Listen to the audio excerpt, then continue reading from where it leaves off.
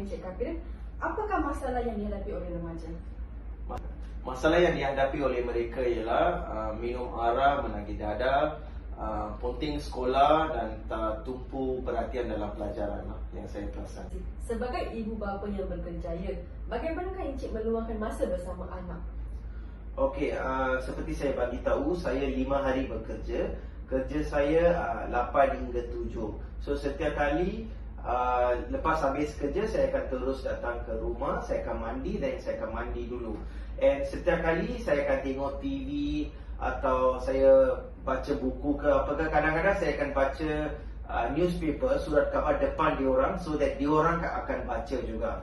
And setiap hari Ahad saya akan bawa saya punya family keluar, tak payah nak beli belah, just keluar pergi makan ke atau pergi ke padang, tempat permainan, tasik macam tu, just spend time with them lah. So bukan saja saya akan bincang, kadang-kadang boleh relax dia punya mind semua. Adakah faktor pengaruh rakan sebaya ini menjadi satu cabaran kepada Encik dalam menangani masalah sosial pada diri anak? Ya, betul. Sebab macam mana pun kita nasihat anak-anak kita, dia spend lot of time dekat anak dia. I mean, dia macam mana pun kita nasihat macam mana pun kita nasihat anak kita, dia luangkan masa yang lebih banyak dengan kawan-kawan dia sahaja. Dia makan bersama, dia dekat kelas pun sama, kalau dia bersukan pun sama. So bila rakan-rakan sebaya buat satu benda tu baik ke tak, dia akan follow juga. Dia akan cuba nak buat, ikuti dia punya perangai. Macam rokok semua, walaupun saya tak rokok, dia kawan dia rokok ke apa ke, dia boleh follow benda tu. So saya kena tengok juga kawan yang macam mana dia meluangkan masa itu semualah. Right. So rasanya bagaimana anak Puan boleh terlibat dalam masalah sosial tersebut? Apa pendapat Puan? Pada pendapat saya, mereka ni lebih mudah terjebak dengan rakan-rakan sebaya mereka. So bila mereka melepak bersama beramai-ramai kan, orang ni cakap macam ni, orang ni cakap macam ni, so diorang pun ingin cuba dan ingin lihat sebab benda tu baru pada mereka kan. So mereka pun nak mencuba. So pengaruh dengan rakan-rakan dan juga gadget amat besarlah menyumbang kepada mereka lah. Itu daripada pendapat saya lah. Right. Okay, so dekat sini saya ingin sentuh sedikit mengenai pendekatan yang diambil oleh Puan untuk menangani masalah sosial dekat kalangan remaja ni. So berdasarkan pengalaman Puan, okay, sekiranya berlaku konflik, berlaku konflik, so di antara Puan dan juga anak remaja Puan, bagaimana Puan menyelesaikan konflik? Apakah contoh konflik tersebut dan apakah jalan penyelesaian yang Puan ambil? Okay, contoh macam anak lelaki saya kan, dia pernah ditangkap merokok dan menonton cerita-cerita lucah.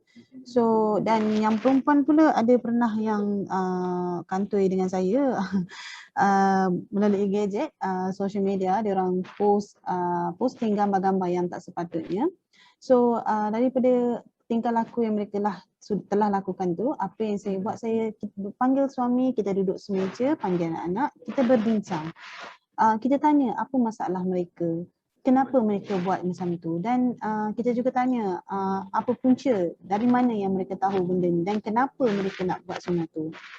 So daripada situ kita jumpa penyelesaian untuk membantu mereka lah, untuk membaiki tingkah laku mereka. Pakar psikologi dan kaunseling Profesor Dr. Muhammad Fazil Chehdin dalam satu kajian cyber security mengenai penyalahgunaan gadget dan juga internet di kalangan remaja, beliau berkata, bagi individu ada 3 punca yang mempengaruhi perilaku seperti itu, iaitu menyalahguna media sosial, ketagihan melampau terhadap gadget serta manipulasi media sosial seperti cubaan menipu atau memburukan orang lain.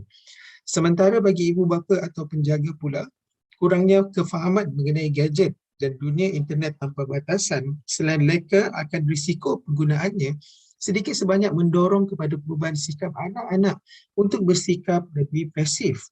So di sini kita dapat lihat berkenaan dengan ketagihan yang melampau terhadap gadget boleh menyebabkan satu kesan yang sangat-sangat negatif dari segi penggunaan mereka terhadap internet dan juga gadget, dan juga memberi impak kepada pergaulan di antara ibu bapa dan juga anak-anak sama ada di dalam rumah. Seperti mana yang dikatakan di sini, sikap anak-anak akan bertukar menjadi lebih pasif sekiranya tidak dikawal oleh ibu bapa. Pada soalan yang seterusnya, jika dilihat pada masa kini, ketagihan gadget di kalangan masyarakat semakin membimbangkan. Malahan terdapat ibu bapa yang mengumpat anak mereka dengan gadget agar anak mereka tidak mengganggu urusan ibu bapa. Gadget ini sememangnya merupakan alat yang penting pada masa kini bagi memudahkan kita untuk berhubung antara satu sama lain, melayari internet, mendapatkan hiburan dan sebagai ruang untuk kita mempromosikan perniagaan. Namun begitu, tidak dinafikan bahawa gadget ini juga boleh membawa kepada kemudaratan sekiranya tidak dikawal penggunaannya. Bagi Encik sendiri, adakah Encik mengawal penggunaan gadget di rumah? Saya tak kawal sangatlah. Budak zaman sekarang. Kalau kita tak bagi handphone, nanti dia berayap pergi cyber cafe kan. Tahu-tahu je dah hilang. Tapi bukan bermakna saya tak tegur. Tiap-tiap hari saya nasihat, kurang-kurangkanlah tengok handphone tu. Buka buku pula. Pelajaran penting untuk masa depan. Nanti menyesal asyik tengok phone bahaya juga untuk kesihatan. Tapi biasalah. Umpama masuk telinga kanan, keluar telinga kiri. Berapakah purata anak Encik menggunakan telefon bimbit setiap hari? Memang tak lepaslah daripada tangan. Melainkan kalau dia pergi sekolah.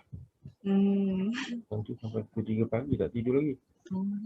Mereka main game dengan kawan-kawan. Sampai kalau minta tolong pun susah sebab nak main game.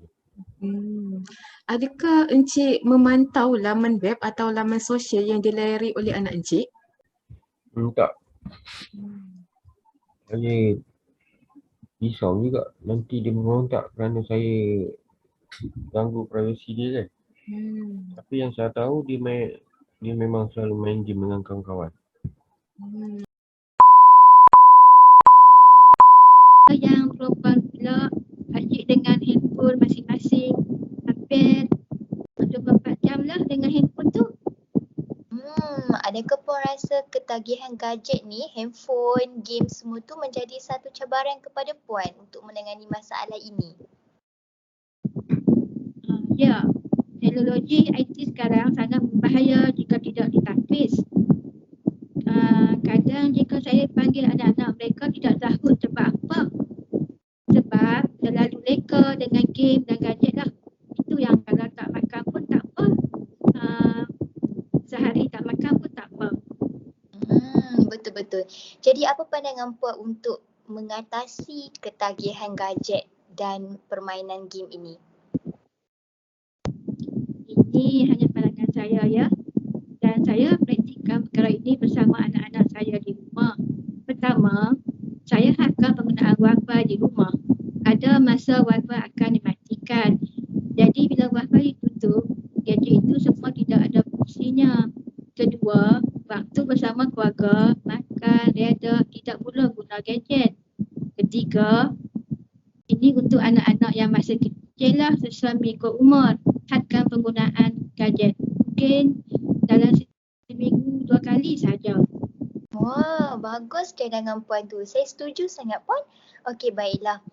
Berbalik pada soalan tadi, apakah tindakan yang puan akan lakukan untuk menangani masalah sosial dalam keluarga puan? Kami sekeluarga akan duduk bersama dan akan